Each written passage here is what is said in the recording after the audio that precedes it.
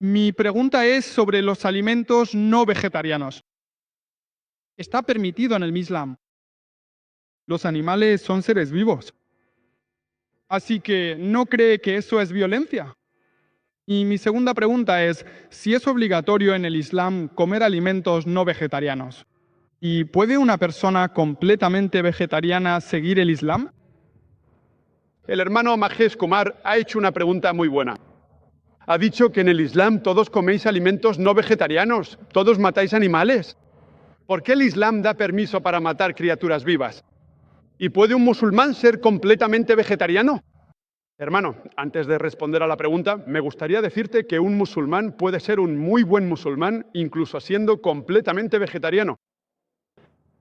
No es obligatorio en el Islam que debas comer alimentos no vegetarianos. No es obligatorio. Pero como Alá dice en el Corán y da permiso a la persona para comer alimentos no vegetarianos, en la Sura Al-Maída, capítulo 5, versículo 1, dice: comed de los animales cuadrúpedos que se os han hecho lícitos. Se menciona en la Sura An-Nahl, capítulo 16, versículo 5, que podéis comer la carne del ganado. Se menciona en la Sura Al-Muminun, capítulo 23, versículo 21, que en el ganado os damos una bebida que es buena para la humanidad y de su carne podéis comer. Así que cuando el Todopoderoso os da permiso para comer la carne de los animales lícitos, ¿por qué no habríamos de hacerlo? Ahora, pasando a la razón lógica por la que el Islam permite consumir alimentos no vegetarianos. Si analizamos, los alimentos no vegetarianos son ricos en proteínas. El cuerpo humano necesita 23 aminoácidos, de los cuales 8 no se producen en el propio cuerpo humano. Deben ser aportados por la dieta externa y se conocen como aminoácidos esenciales. Ahora bien, estos 8 aminoácidos esenciales no se encuentran todos juntos en ningún alimento vegetal. Solo están presentes en los alimentos de origen animal. Por lo tanto, la carne es más nutritiva en comparación con los vegetales. Además, si analizamos y observamos la dentadura de los animales herbívoros, como la vaca, la cabra o la oveja, tienen los dientes planos. Ellos solo comen vegetales, no consumen carne. Si analizamos la dentadura de los animales carnívoros, como el tigre, el leopardo o el león, tienen los dientes puntiagudos. Tienen dientes caniras. Ellos solo comen carne, no prueban los vegetales. Si analizas la dentadura de los seres humanos y te miras en el espejo, verás que nosotros, los seres humanos, tenemos tanto dientes planos como dientes puntiagudos. Si Dios Todopoderoso quisiera que solo comiéramos vegetales, ¿por qué nos dio estos dientes caninos? ¿Por qué nos dio estos dientes puntiagudos? ¿A qué? Es natural comer alimentos no vegetarianos, comer carne.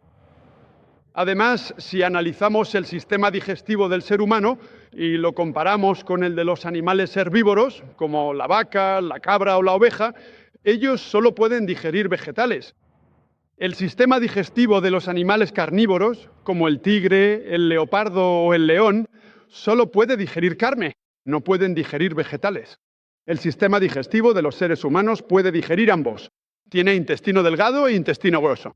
Puede digerir tanto vegetales como carne, puede digerir ambos. Así que, si el Todopoderoso quisiera que solo comiéramos vegetales, ¿por qué nos dio un sistema digestivo que puede digerir ambos? Si lo analizas, muchos hindúes piensan que el hinduismo prohíbe comer carne. De hecho, si lo lees, se menciona en el Manusmriti, capítulo 5, verso 30. El Todopoderoso ha creado algunos animales para comer y otros para ser comidos. Si comes los animales que han sido creados para ser comidos, entonces no es un pecado. El Manusmriti, capítulo 5, verso 31, dice que el Todopoderoso creó algunos animales para el sacrificio. Matarlos no es un pecado. El Manusmriti, capítulo 5, verso 40, dice que matar animales para el sacrificio está permitido, es una ley de Dios. Así que en las escrituras hindúes está permitido consumir alimentos no vegetarianos. Si lees los Vedas y otras escrituras, los sabios y sus hijos comían alimentos no vegetarianos, incluso comían carne de bata. Si lees el Mahabharata, Anusasamparva, capítulo 88, cuando los Pandavas se reúnen, Yudhishthira, que es el hermano mayor de los Pandavas, le pregunta a Bhisma qué comida debemos ofrecer en el yagna, en el puja, en el sacrificio, para que nuestros antepasados queden satisfechos. Entonces Bhisma responde: Si ofreces hierbas, arbustos y verduras, nuestros antepasados estarán satisfechos durante un mes. Si les das pescado, durante 2 meses. Si les das carne, durante 3 meses. Si les das liebre, durante 4 meses. Si les das cabra, durante 5 meses. Si les das tocino, durante 6 meses. Si les das aves, durante 7 meses. Si les das ciervo, durante 8 meses. Y el menú continuará. Menudo menú, ¿eh? Dice, si ofreces búfalo, durante 11 meses. Si ofreces carne de vaca, nuestros antepasados estarán satisfechos durante un año entero. Y si ofreces carne roja de cabra o carne de rinoceronte, estarán satisfechos de manera inagotable.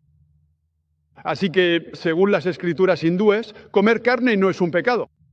Es porque muchos hindúes estaban siendo influenciados por la filosofía de la ahimsa, de no matar a ningún ser vivo. Empezaron a aceptarla. Pero incluso esta filosofía de la ahimsa, como has dicho, que matar a un ser vivo es un pecado. Hermano, ¿sabes que incluso las plantas tienen vida? ¿Lo sabes, el mono? Sí. Así que si dices que matar a un ser vivo es un pecado, matar una planta también lo es. Entonces, ¿por qué comes plantas? De acuerdo. De acuerdo, muy bien. Además, hay algunas personas que dicen, vale, hermano Zakir, estoy de acuerdo en que las plantas tienen vida, pero las plantas no pueden sentir dolor. Por lo tanto, matar una planta es un pecado menor comparado con matar a un animal.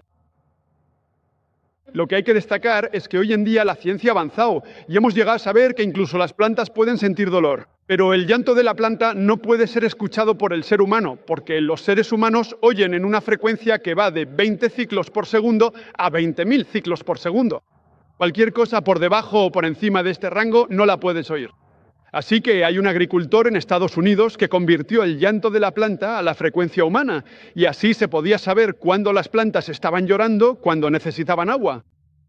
Hay otra persona que vino y discutió conmigo y me dijo, hermano Zakir, estoy de acuerdo contigo en que las plantas tienen vida, las plantas pueden sentir dolor, pero las plantas tienen como 2 sentidos menos en comparación con los animales. Por lo tanto, matar una planta es un pecado menor que matar a un animal. Te hago la pregunta, amado. Supón que tu hermano mayor, nace sordo y mudo. Después de que crece, viene alguien y lo mata. Así que irías y le dirías al juez, señoría, dé al asesino un castigo menor porque mi hermano tenía 2 sentidos menos. No podía oír, no podía hablar. ¿Dirías eso? De hecho, dirías, dé al asesino el doble de castigo. No podía oír, no podía hablar. Mi hermano era masum, era inocente. Así que en el Islam no funciona así, con 2 sentidos o 3 sentidos. El Corán dice en la Sura Al-Baqara, capítulo número 2, verso 168, comed de las cosas buenas que os hemos provisto. Mientras la comida sea halal, está allí para ti, puedes comerla. Y además, personalmente, no tengo ningún problema si los no musulmanes no comen carne. No tengo ningún problema.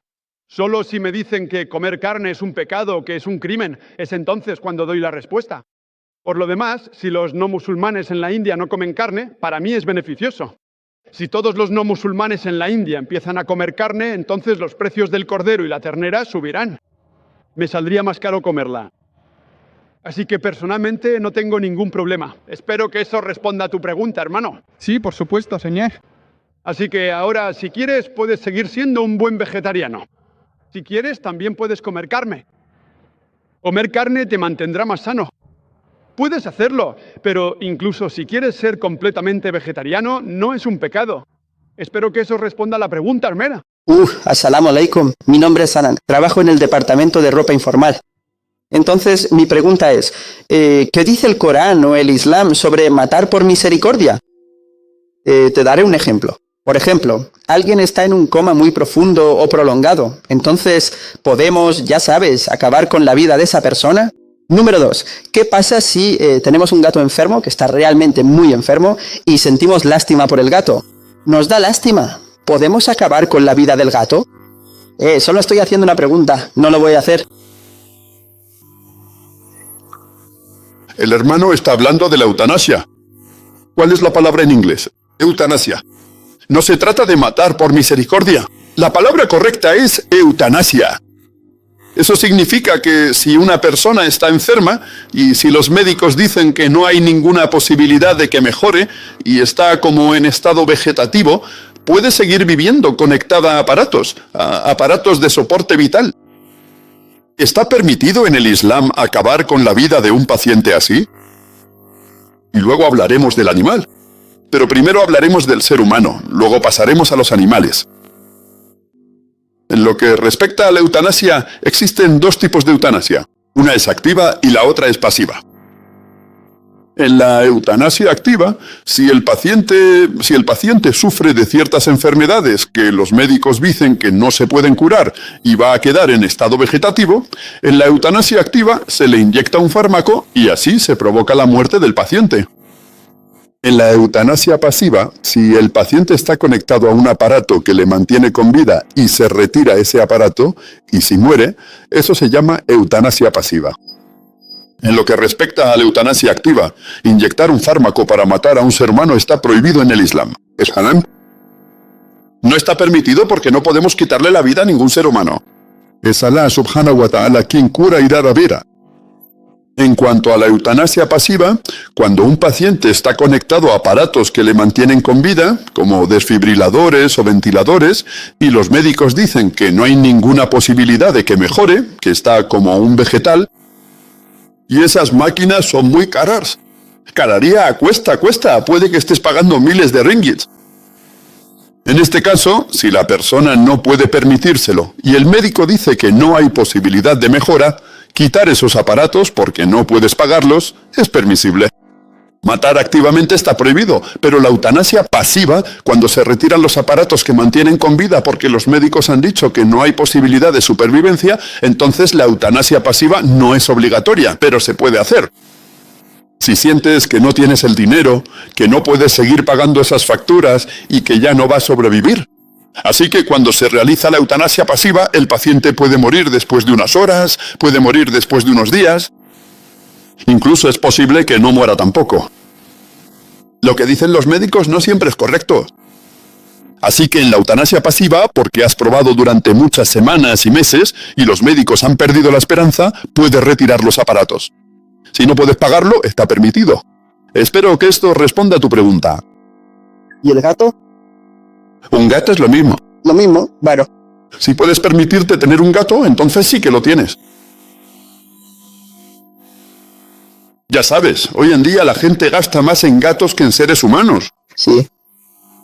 Gracias. Con mucho gusto. La pregunta es, ¿los alimentos no vegetarianos son deficientes en nutrientes?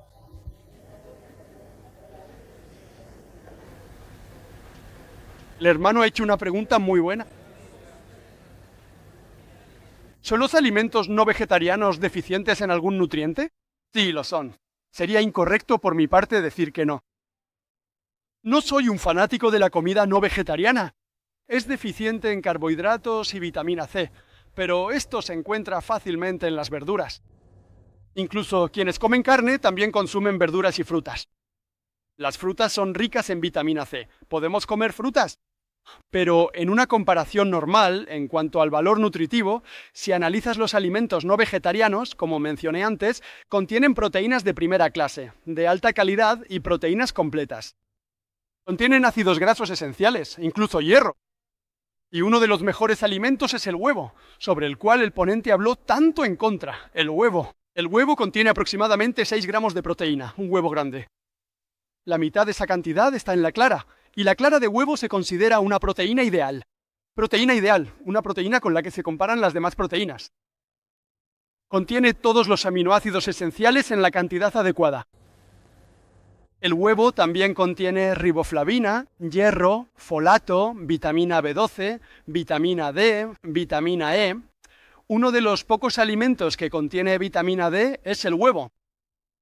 El huevo se da a personas que están enfermas y en proceso de recuperación, que están mejorando de una enfermedad. ¿Sabes por qué? Se digiere fácilmente y contiene todos los requerimientos. He hablado tanto sobre el huevo, también tiene algunos factores negativos.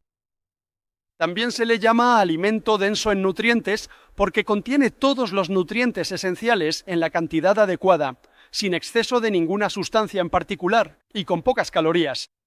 Un huevo grande contiene solo 70 calorías.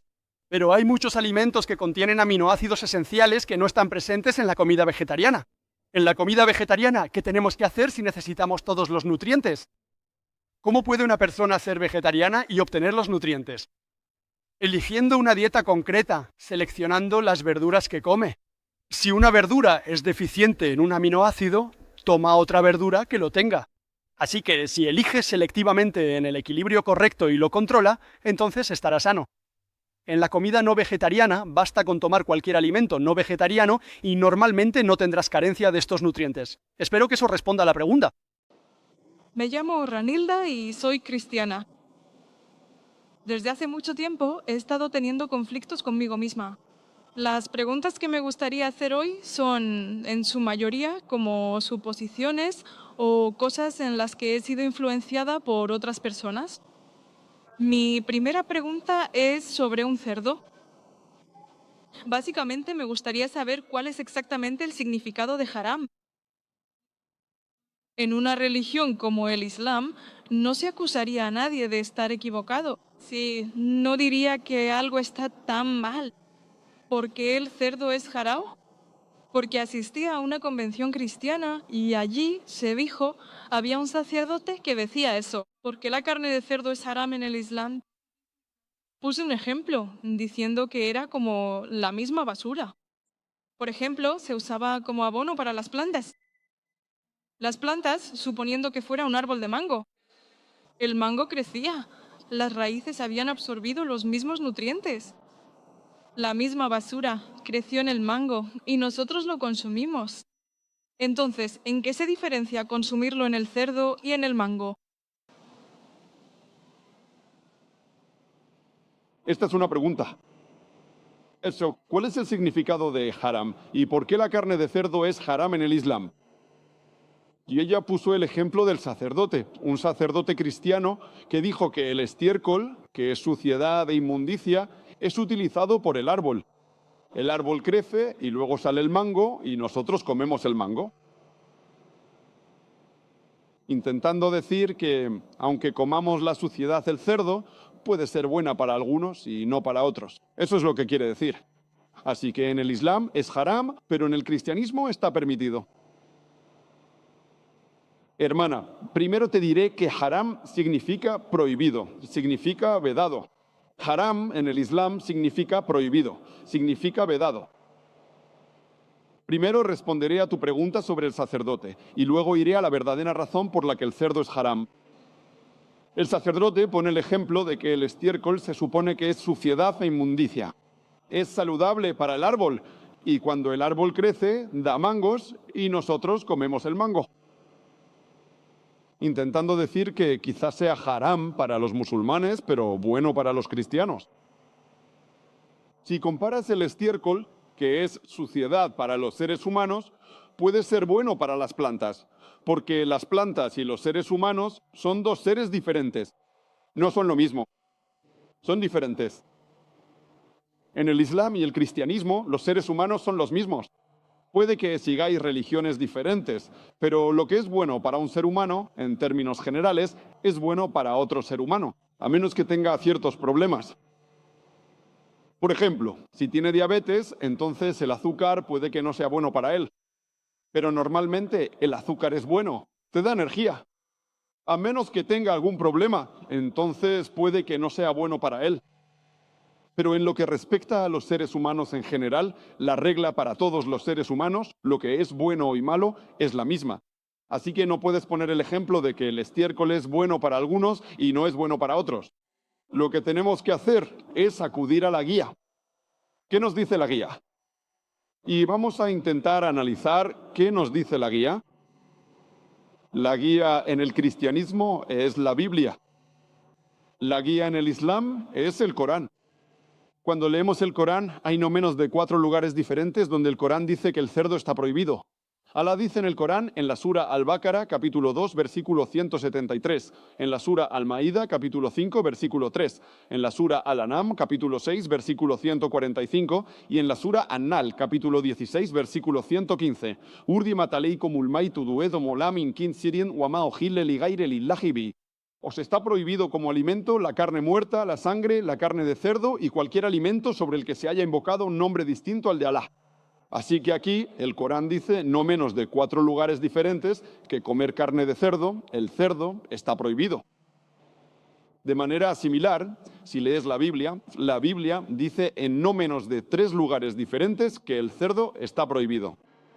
La Biblia dice en el libro de Levítico, capítulo 11, versículos 7 y 8, que no comerás la carne del cerdo, ni tocarás su cadáver. Es impuro para vosotras. Un mensaje similar se da en el libro de Deuteronomio, capítulo 14, versículo 8. Aunque el cerdo tiene la pezuña hendida y no rumia, es impuro para vosotros. De manera similar, se menciona en el libro de Isaías, capítulo 65, versículos del 2 al 5, que no debéis comer la carne del cerdo. Así que la Biblia dice en no menos de 3 lugares diferentes que no debéis comer la carne del cerdo. Y Jesucristo, la paz sea con él, dijo en el Evangelio de Mateo, capítulo 5, versículo 17 al 20, que no penséis que he venido a abolir la ley o los profetas. No he venido a abolir, sino a cumplir. Porque cualquiera que quebrante uno de los mandamientos más pequeños será llamado el más pequeño en el reino de los cielos. Eso significa que si rompes una ley, una tilde o una coma del Antiguo Testamento, no entrarás en el paraíso. Así que, como cristiano, si crees en la Biblia, entonces comer cerdo está prohibido para ti, te está vedado, es haram para ti. Si eres musulmán, si crees en el Corán, está prohibido. Si no crees en la Biblia o no crees en el Corán, analicemos qué dicen hoy la razón, la lógica y la ciencia sobre el cerdo. Hoy en día, la ciencia nos dice que si consumes carne de cerdo, hay posibilidades de que puedas contraer no menos de 70 enfermedades diferentes. Puedes tener oxiuros, puedes tener lombrices intestinales. La más peligrosa de todas estas enfermedades es la tenia. Se llama Taenia solium y se aloja en el intestino y es muy larga.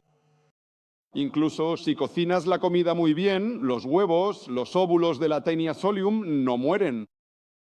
Y desde el intestino, a través del torrente sanguíneo, puede llegar a casi todos los órganos de tu cuerpo. Puede llegar al ojo y causar celera. Puede llegar al corazón y provocar un infarto. Puede llegar al cerebro y causar daños cerebrales. Y cuando te das cuenta de que estás sufriendo la enfermedad, el daño ya es irreversible. Además, hoy en día la ciencia nos dice que cuando comes cerdo es más un material que genera grasa que un material que genera músculo. Por eso la mayoría de las personas que comen cerdo habitualmente tienen michelines, tienen pliegues de grasa. Hoy en día la ciencia nos dice que al comer cerdo hay muchas probabilidades de tener aterosclerosis. Hoy en día la ciencia nos dice que si comes cerdo regularmente puedes tener hipertensión. Esa es la razón. Más del 50% de los estadounidenses hoy en día sufren de hipertensión porque la mayoría de ellos comen cerdo.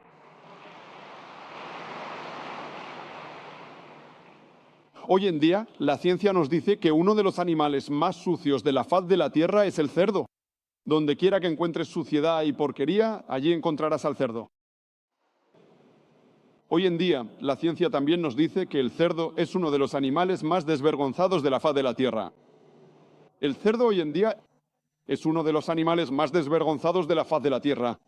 Disfruta viendo a su pareja, viendo a su compañera, tener relaciones sexuales con su amigo. En los países occidentales tenemos fiestas de baile. Después de las fiestas de baile hay intercambio de esposas. Tú te acuestas con mi esposa, yo me acuesto con la tuya. ¿Crees que eso es decente? Y hay un hecho científico, que comes cerdo y te comportas como un cerdo.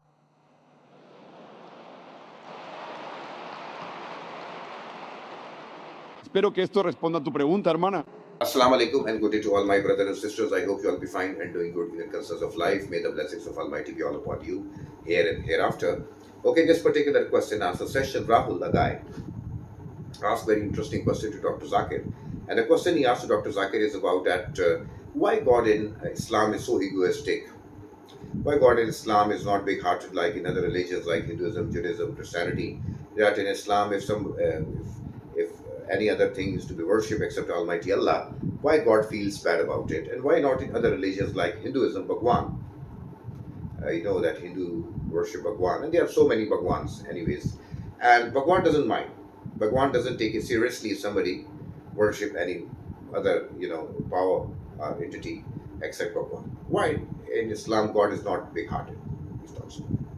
Well, Dr. Zakir Naik replied to the answer of the Rahul's question. You see that in Surah An-Nisa, Allah subhanahu wa ta'ala clearly mentioned in chapter 4, verse 116, and Surah An-Nisa, chapter 4, verse 48, that Allah may forgive every sin except shirk. And what is shirk? Shirk means associating partners with Almighty God. And there are again two types of shirk. One is the number shirk, quantity shirk, and there is the qualitative shirk. Now, quantitative shirk, we know that if you believe in multiple gods, that's quantitative shirk. And what is a qualitative shirk? Qualitative shirk means that you believe that the characteristic of Almighty is in somebody else. For instance, you believe that the other power is capable to give life to the dead people. This is the attributed shirk, or you can say qualitative shirk.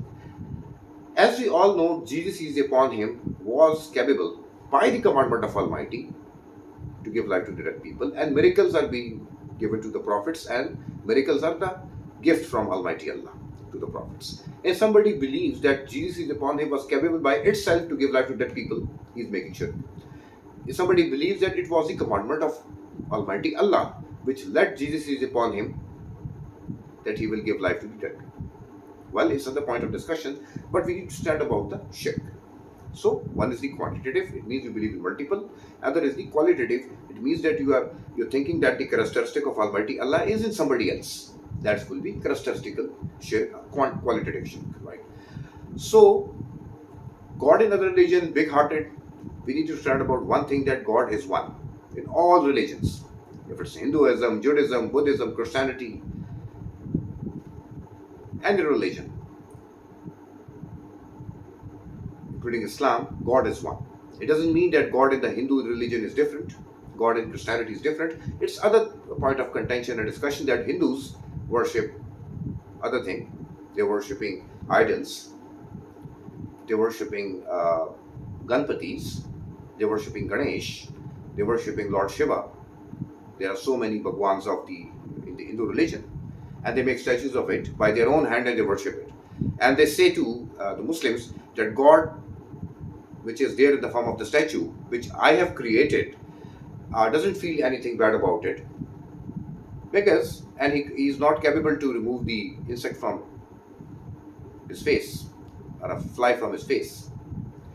And God in Islam is egoistic. So the one thing very important, that God is one. And Veda is the most authentic scripture in the Hindu religion. And Veda clearly mentioned Natasya Pasya Masti. It means there is no image, photo, painting, structure of Almighty Allah, the physical structure of Almighty Allah, the physical structure of Almighty God. And their own scriptures tells them, and they are being deviated from their own path of righteousness, and they pose a question that the God in the Islam feels bad about. Now this is something which is really, you can say, a hogwash question. And we need to understand about the sensitivity of the question, that God is one. In almost all the scriptures, all the religion, all the faiths, all the creeds, without a fraction of any doubt. Well, in the case of the, with the Christians, Jesus is upon him, never ever claimed divinity, and never said in the Bible that I am God or worship me. But still, they believe that Jesus is upon him is God, and they make a sleep and they worship Jesus is upon him. So the fault is theirs. And they will say that God in Islam is egoistic, and God in Christianity or Hinduism and any other religion is not egoistic. I think that's the question is really out of the context, and we need to stand about that God is one in all religion. Jazakallah. Thank you so much for watching this video. Please subscribe to the channel to have some more videos on the path of Dawah and glory. Take care of yourself.